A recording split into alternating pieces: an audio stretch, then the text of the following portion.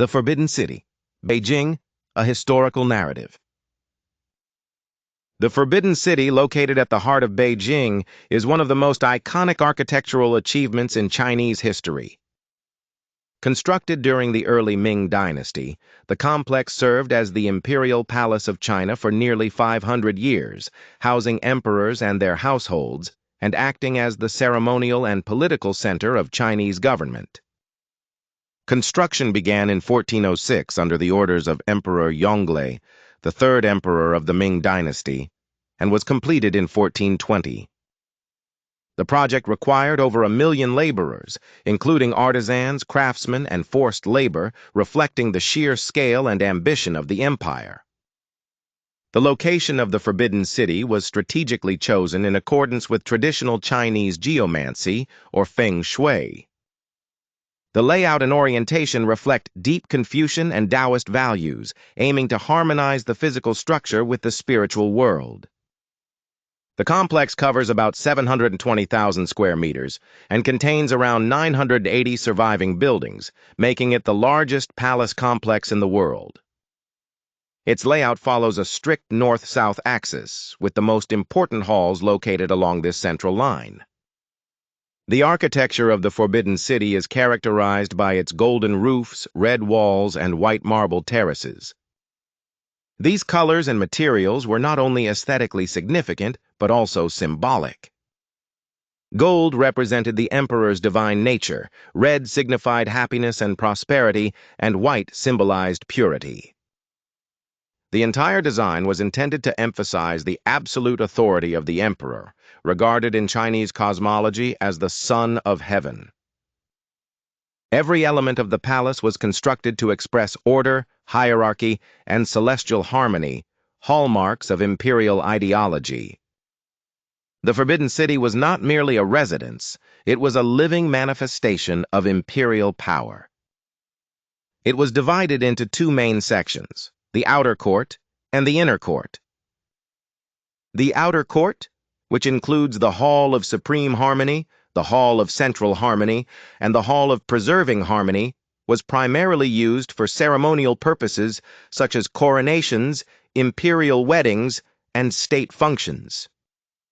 These halls were monumental in size and scale, designed to awe visitors and reinforce the might of the emperor. The inner court, by contrast, was the domestic realm of the emperor and his family. It included the Palace of Heavenly Purity, the Hall of Union, and the Palace of Earthly Tranquility. These names reflected the emperor's role in maintaining cosmic order, with heavenly purity representing the moral perfection expected of a ruler. Emperors lived with their empresses, concubines, eunuchs, and servants in this secluded part of the palace, governed by strict protocols and rituals. Daily life within the Forbidden City was rigidly organized. Everything from the emperor's meals to the rituals of palace officials was dictated by elaborate codes of behavior. Even the number of animal statues on the roof ridges of each building denoted its importance, with 9 being the highest number allowed for imperial structures. The emperor's presence was so sacred that common people were forbidden to enter the city, hence the name Forbidden City. This exclusivity contributed to the mystery and reverence surrounding the palace throughout history. Over the centuries, the Forbidden City witnessed numerous dynastic changes, coups, and revolts. Yet it remained the epicenter of Chinese imperial authority until the fall of the Qing Dynasty in 1912, when the last emperor, Puyi, abdicated the throne. Despite his abdication, Puyi was permitted to reside within the inner court until 1924, marking the final chapter of imperial life in the Forbidden City. His departure symbolized the end of a millennia-old monarchical system in China. Afterward, the complex underwent a transformation from an exclusive royal domain to a public cultural institution. During the 20th century, the Forbidden City endured several challenges. It survived the Japanese invasion during the Second Sino-Japanese War and the chaos of the Chinese Civil War. Many artifacts were evacuated to ensure their safety, some of which were later transported to Taiwan by the nationalist government. Despite periods of neglect and political turmoil, especially during the Cultural Revolution, the Forbidden City largely retained its structural integrity thanks to the dedication of preservationists and historians. In recent decades, the Chinese government has invested heavily in the restoration and conservation of the Forbidden City. Extensive efforts have been made to restore buildings to their original glory using traditional materials and techniques.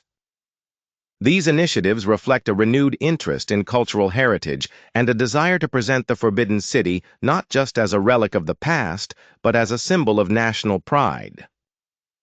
The Forbidden City's layout is a masterclass in hierarchical design, emphasizing the absolute power of the emperor through architectural symbolism. The entire complex is aligned along a north-south axis, with the main ceremonial halls at the center. The Hall of Supreme Harmony, the largest wooden structure in China, served as the throne room and was the site of major imperial events. It sits atop a three-tiered marble terrace and is flanked by two bronze lions symbolizing imperial protection. Other important structures include the Meridian Gate, the main entrance to the Forbidden City, which was historically used for imperial proclamations and ceremonial processions. Behind it lies the Gate of Supreme Harmony, leading into the outer court. The names of these gates and halls are steeped in Confucian philosophy, stressing moral harmony and cosmic balance. The inner court is arranged similarly, but its scale is more intimate, reflecting its residential function. In addition to palaces and ceremonial halls, the Forbidden City includes gardens, libraries, and temples, each contributing to the spiritual and intellectual life of the court. The Imperial Garden at the northern end of the complex provided a rare space for relaxation and recreation. Its pavilions, rockeries, and ancient trees offered a natural counterbalance to the formality of palace life. The construction techniques employed in the Forbidden City were highly advanced for their time. Massive wooden beams were interlocked without nails using traditional joinery methods, creating structures that have withstood centuries of wear and natural disasters. The use of dugong brackets, glazed tiles, and marble balustrades further highlight the sophistication of Ming and Qing architectural practices.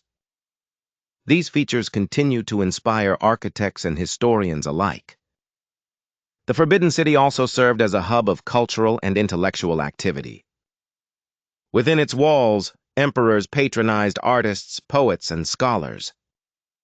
The Hall of Literary Glory and the Pavilion of Literary Profundity were important sites for the study and production of classical literature. Emperors such as Qianlong of the Qing Dynasty were avid collectors and sponsors of the arts, commissioning detailed catalogs and curating extensive personal libraries. This emphasis on cultural refinement extended to the visual arts.